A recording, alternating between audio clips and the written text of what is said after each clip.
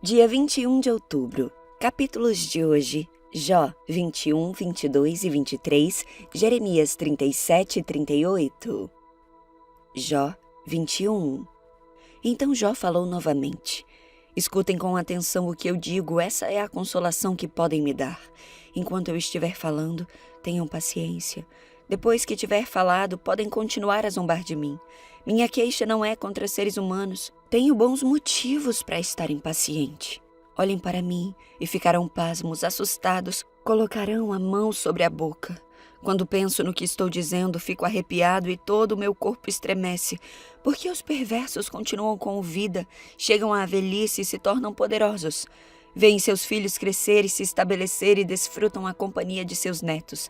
Seus lares são seguros e livres de todo medo, e Deus não os castiga. Seus touros nunca deixam de procriar, suas vacas dão crias e não abortam. Deixam seus filhos brincar como cordeiros, seus pequeninos saltam e dançam. Cantam com tamborins e harpas e celebram ao som da flauta, passam os dias em prosperidade e descem à sepultura em paz. E, no entanto, dizem a Deus: deixa-nos em paz, não queremos saber de ti nem de seus caminhos. Quem é o Todo-Poderoso e por que lhe deveríamos obedecer? De que nos adiantaria orar? Acreditam que a prosperidade depende de si mesmos, mas eu quero distância desse modo de pensar. Quantas vezes a luz dos perversos se apaga? Quantas vezes sofrem desgraças? Acaso Deus, em sua ira, lhe reparte tristezas? Quantas vezes são carregados pelo vento como palha ou levados embora pela tempestade como ciscos? Vocês dizem, ao menos Deus castiga os filhos deles? Mas eu digo que ele deveria castigar os pais, para que entendam seu juízo. Que seus próprios olhos vejam sua destruição, que eles mesmos bebam da ira do Todo-Poderoso. Afinal, depois de mortos, não se importarão com o que acontece à sua família. Mas quem pode dar lições a Deus, uma vez que ele julga até os mais poderosos? Um morre em prosperidade, confortável e seguro. Um retrato perfeito de boa saúde, em excelente forma e cheio de vigor. Outro morre em amarga pobreza, sem nunca ter experimentado as coisas boas da vida. Ambos, porém, são enterrados no mesmo pó. Ambos são comidos pelos mesmos vermes. Sei o que estão pensando. Sei dos planos que tramam contra mim. Onde está a casa dos ricos? Vocês me dirão. Onde está a casa dos perversos? Perguntem, porém, àqueles que viajam, e eles lhes dirão a verdade. Os perversos são poupados no dia da calamidade e socorridos no dia da fúria. Ninguém os critica abertamente, nem lhes dá o que merece por seus atos. Quando são levados à sepultura, uma guarda de honra vigia seu túmulo. A terra lhes dá doce repouso e uma grande multidão acompanha o funeral e presta homenagens enquanto o corpo é sepultado. Como podem suas palavras vazias me consolar? Suas explicações não passam de mentiras. Jó 22. Então Elifaz de Temã respondeu: Pode alguém fazer algo para ajudar a Deus? Pode alguém, ainda que sábio, lhe ser útil? Que vantagem há para o Todo-Poderoso em você ser justo?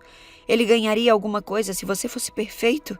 É por causa do seu temor que ele o acusa e traz juízo contra você? Não, é por causa de sua perversidade. Seus pecados não têm limites. Por certo, você emprestou dinheiro a seu amigo e exigiu roupas dele como garantia.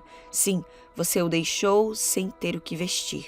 Recusou-se a dar água ao sedento e comida ao faminto. Pensou que a terra pertencia aos poderosos e que somente os privilegiados tinham direito a ela. Mandou a viúva embora de mãos vazias e acabou com as esperanças dos órfãos. Por isso está cercado de armadilhas e estremece com temores repentinos. Por isso está em trevas e não consegue ver. As ondas de águas o cobrem. Deus é grande, mais alto que os céus, mais alto que as estrelas mais distantes. Você, porém, responde: por isso Deus não vê o que eu faço. Como pode julgar através da densa escuridão? Nuvens espessas se movem ao seu redor, e ele não pode nos ver. Ele está lá no alto, caminhando pela abóboda do céu. Você continuará nos velhos caminhos nos quais sempre andaram os perversos? Eles foram levados embora em tenra idade. Os alicerces de sua vida foram arrastados pela correnteza, pois disseram a Deus: deixa-nos em paz. O que o poderoso pode fazer conosco? E, no entanto, foi ele que lhes encheu o lar de boas coisas. Por isso eu quero distância desse modo de pensar. Os justos se alegrarão ao ver a destruição dos perversos, e com desprezo os inocentes zombarão deles. Dirão: vejam, nossos inimigos foram destruídos e suas riquezas consumidas pelo fogo. Sujeite-se a Deus e terá paz. Então as coisas lhe irão bem. Ouça as instruções de Deus e guarde-as no coração. Se voltar para o Todo-Poderoso, será restaurado. Portanto, coloque sua vida em ordem. Se abrir mão de sua cobiça por dinheiro e lançar no rio seu ouro precioso, o Todo-Poderoso será seu tesouro. Ele será sua prata de grande valor. Então você se alegrará no Todo-Poderoso e levantará os olhos para ele. Orará a Deus e ele o ouvirá, e você cumprirá seus votos. Será bem-sucedido em tudo que decidir fazer, e a luz brilhará em seu caminho. Se outros estiverem em dificuldade e você disser: ajuda-os, Deus os salvará. Até mesmo pecadores serão resgatados. Sim, serão resgatados, porque você tem as mãos puras. Jó 23. Então Jó falou novamente: minha queixa hoje ainda é amarga, e me esforço para não gemer. Se ao menos eu soubesse onde encontrar a Deus, iria a seu tribunal. Exporia minha causa e apresentaria meus argumentos. Ouviria sua resposta e entenderia o que ele me dissesse. Acaso ele usaria seu grande poder para discutir comigo? Não, ele me ouviria com imparcialidade. Os justos podem lhe apresentar sua causa. Meu juiz me absolveria de uma vez por todas. Se vou para o leste, lá ele não está. Sigo para o oeste, mas não consigo encontrá-lo. Não o vejo no norte, pois está escondido. Quando olho para o sul, ele está oculto. E, no entanto, ele sabe aonde vou.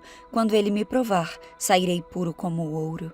Pois permaneci nos caminhos de Deus. Segui seus passos e nunca me desviei. Não me afastei de seus mandamentos. Dei mais valor às suas palavras que ao alimento diário. Mas quando ele toma sua decisão, quem pode fazê-lo mudar de ideia? Ele faz o que bem deseja. Portanto, fará comigo tudo o que planejou. Ele controla meu destino. Não é de admirar que eu me apavore em sua presença. Quando penso nisso, entro em pânico. Deus fez meu coração desfalecer. O Todo-Poderoso me encheu de medo. A escuridão me cerca. Há trevas densas e impenetráveis por toda parte. Jeremias 37. Zedequias manda chamar Jeremias. Zedequias, filho de Josias, foi o sucessor de Joaquim, filho de Jeoaquim, no trono de Judá. Foi nomeado por Nabucodonosor, rei da Babilônia. Mas nem Zedequias, nem seus servos, nem o povo que restou na terra de Judá deram ouvidos ao que o Senhor tinha dito por intermédio do profeta Jeremias. Ainda assim, o rei Zedequias enviou Jucal, filho de Selemias, e o sacerdote Sofonias, filho de Maaceias, para pedirem a Jeremias: ore por nós ao Senhor nosso Deus. Jeremias ainda não havia sido preso, de modo que podia circular livremente entre o povo. Nessa época, o exército do faraó do Egito partiu de sua terra, preparado para guerrear. Quando o exército babilônio soube disso, suspendeu o cerco de Jerusalém. Então o Senhor deu esta mensagem a Jeremias: assim diz o Senhor, o Deus de Israel: o rei de Judá os enviou para me consultar a respeito do que acontecerá. Diga-lhe: embora o exército do faraó tenha vindo para ajudá-los, logo voltará ao Egito. Os babilônios retornarão, conquistarão esta terra e a queimarão de alto a baixo. Assim diz o Senhor: não se iludam imaginando que os babilônios foram embora para sempre. Eles voltarão. Ainda que vocês destruíssem todo o exército babilônio e restasse apenas um punhado de sobreviventes feridos, eles sairiam de suas tendas e queimariam esta cidade de alto a baixo. Jeremias é preso. Quando o exército babilônio se retirou de Jerusalém por causa do exército do faraó que se aproximava, Jeremias resolveu sair da cidade para ir ao território de Benjamim e tomar posse de sua propriedade ali entre seus parentes. Quando passava pelo portão de Benjamim, um guarda o prendeu e disse: você está deserdando para o lado dos babilônios. O guarda que o prendeu foi Jerias, filho de Selemias e neto de Hananias. Não é verdade, disse Jeremias. Não estou deserdando para o lado dos babilônios. Jerias, porém, não deu ouvidos e levou Jeremias aos oficiais. Eles ficaram furiosos com Jeremias e mandaram açoitá-lo e prendê-lo na casa do secretário Jonatas, que havia sido transformada em prisão. Jeremias foi colocado numa cela do calabouço e ali ficou por muitos dias. Mais tarde, em segredo, o rei Zedequias mandou buscar Jeremias e levá-lo ao palácio, onde lhe perguntou: "Você tem alguma mensagem do Senhor?" Jeremias disse: "Sim, tenho. Você será entregue ao rei da Babilônia." Então Jeremias perguntou ao rei: "Que crime cometi? O que fiz contra o rei, contra seus servos ou contra o povo para ser preso? Onde estão seus profetas que lhe disseram que o rei da Babilônia não atacaria nem o rei, nem esta terra? Suplico que me ouça, ó meu senhor o rei. Não me mande de volta para o calabouço na casa do secretário Jonatas, pois morrerei naquele lugar." Então o rei Zedequias ordenou que Jeremias fosse levado ao pátio da guarda do palácio e ficasse preso ali. O rei também ordenou que Jeremias recebesse um pão fresco diariamente, enquanto houvesse pão na cidade. Assim, Jeremias foi colocado na prisão do palácio. Jeremias 38. Jeremias no poço. Cefatias, filho de Matã, Gedalias, filho de Passur, Jucal, filho de Semelias e Passur, filho de Maquias, ouviram o que Jeremias dizia a todo o povo. Assim diz o Senhor: todos que ficarem em Jerusalém morrerão por guerra, fome ou doença, mas os que se renderem aos babilônios viverão. A recompensa deles será a vida, eles viverão. Assim diz o Senhor: a cidade de Jerusalém certamente será entregue ao exército do rei da Babilônia que a conquistará. Então esses oficiais foram ver o rei e disseram: esse homem deve morrer. Suas palavras vão desanimar aos poucos os soldados que restam, bem como todo o povo. Ele não busca o bem, mas a desgraça da nação. O rei Zedequias concordou e disse: façam o que quiserem com ele, não posso impedi-los. Então os oficiais tiraram Jeremias de sua cela e o baixaram por meio de cordas para dentro de um poço vazio no pátio da prisão. O poço pertencia a Malquias, membro da família real. Não tinha água, mas havia uma camada de lama no fundo, e Jeremias ficou atolado nela. O etíope Ebed-Meleque, oficial importante da corte, soube que Jeremias estava no poço. Naquele momento, o rei julgava um caso junto ao portão de Benjamim. Então Ebed-Meleque saiu apressadamente do palácio para falar com ele. Ele disse: ó meu senhor rei, esses homens fizeram muito mal em colocar o profeta Jeremias no poço. Logo ele morrerá de fome, pois não há mais pão na cidade. Então o rei disse a Ebed-Meleque: leve 30 homens sob suas ordens e tire Jeremias do poço antes que ele morra.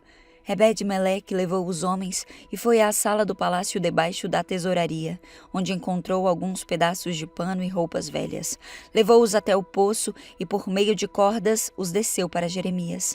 Ebed-Meleque disse a Jeremias: coloque os pedaços de pano debaixo dos braços para que as cordas não o machuquem. Quando Jeremias estava pronto, puxaram-no para cima. Jeremias foi levado de volta para o palácio da guarda e permaneceu preso ali. Zedequias interroga Jeremias. Certo dia, o rei Zedequias mandou buscar Jeremias para se encontrar com ele na terceira entrada do templo do Senhor. Quero lhe fazer uma pergunta, disse o rei. Não tente esconder a verdade. Jeremias disse: se eu lhe disser a verdade, você me matará. E se eu lhe der conselhos, você não me ouvirá. Então o rei Zedequias lhe prometeu em segredo: tão certo como vive o Senhor que nos criou, não o matarei nem o entregarei aos homens que desejam tirar sua vida.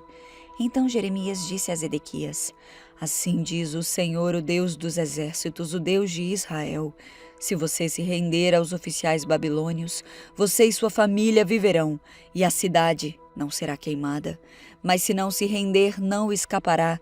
A cidade será entregue aos babilônios e eles a queimarão de alto a baixo. Tenho medo de me render, disse o rei, pois pode acontecer de os babilônios me entregarem aos judeus que passaram para o lado deles. Quem sabe que crueldades farão comigo? Jeremias respondeu: você não será entregue a eles se obedecer ao Senhor. Sua vida será poupada e tudo lhe irá bem. Mas se não quiser se render, foi isto que o Senhor me revelou: Todas as mulheres que restaram em seu palácio serão trazidas para fora e entregues aos oficiais do exército babilônio. Então as mulheres lhe dirão: que belos amigos você tem! Traíram você e o enganaram. Quando seus pés atolaram na lama, abandonaram-no à própria sorte. Todas as suas esposas e todos os seus filhos serão levados pelos babilônios, e você não escapará. Será capturado pelo rei da Babilônia, e esta cidade será queimada de alto a baixo. Então Zedequias disse a Jeremias: se alguém souber desta conversa, você morrerá. Pode ser que meus oficiais fiquem sabendo que falei com você e digam: conte-nos o que você e o rei conversaram. Se não nos contar, o mataremos. Se isso acontecer, diga-lhes apenas que suplicou para não ser levado de volta ao calabouço de Jonatas, pois tem medo de morrer ali. De fato, pouco tempo depois, os oficiais foram ver Jeremias e lhe perguntaram por que o rei tinha mandado chamá-lo. Jeremias, porém, seguiu as instruções do rei e os oficiais foram embora sem descobrir a verdade. Ninguém tinha ouvido a conversa entre Jeremias e o rei. Jeremias continuou preso no palácio da guarda até o dia em que Jerusalém foi conquistada.